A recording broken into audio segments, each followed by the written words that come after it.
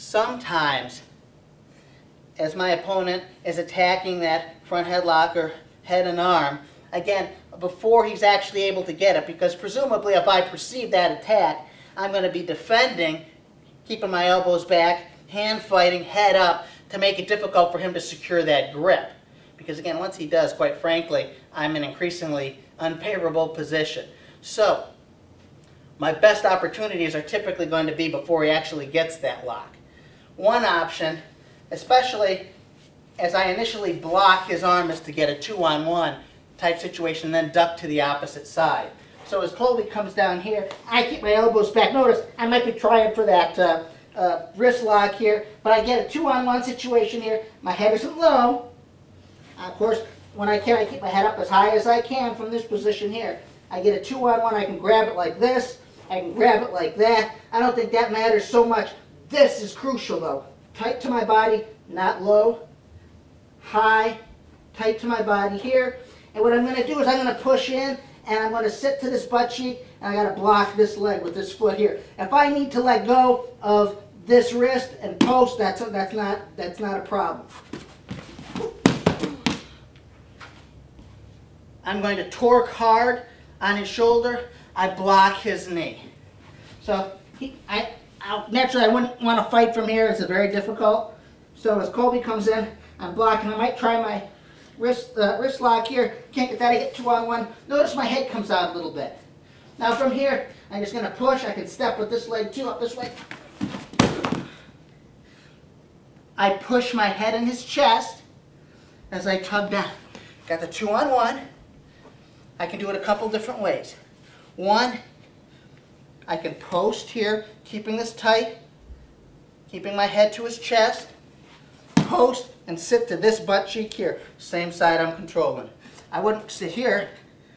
I couldn't be getting much torque this way.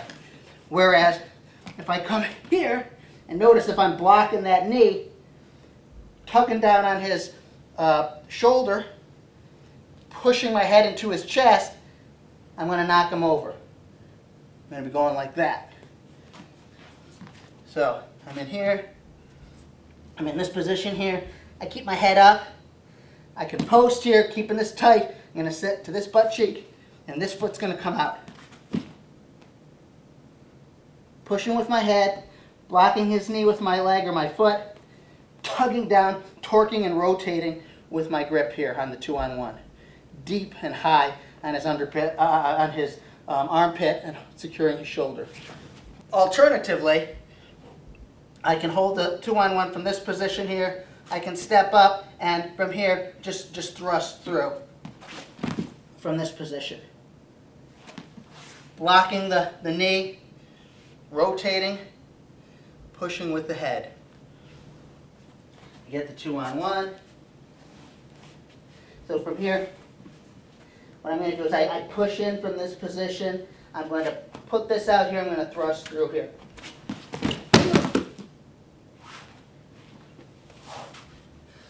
Alternatively,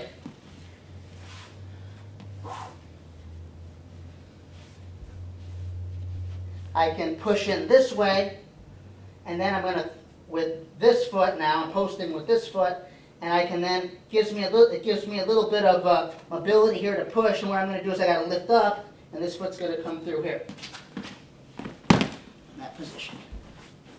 I'm in here, I push in. Now, also too, the more I can get kind of a duck under motion here.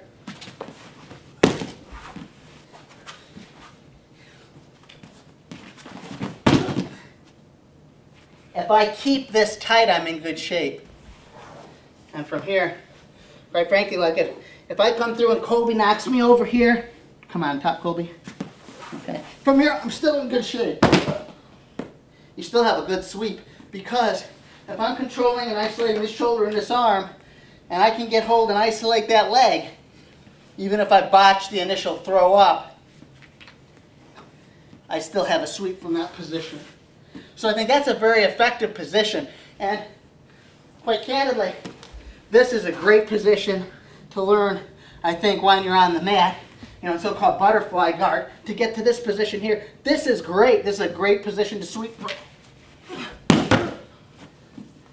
this is a great position. From here, I'm coming to this position, my knee is high, but you really have great advantage when you secure his one arm with your two arms very high up on the shoulder and controlling the wrist simultaneously.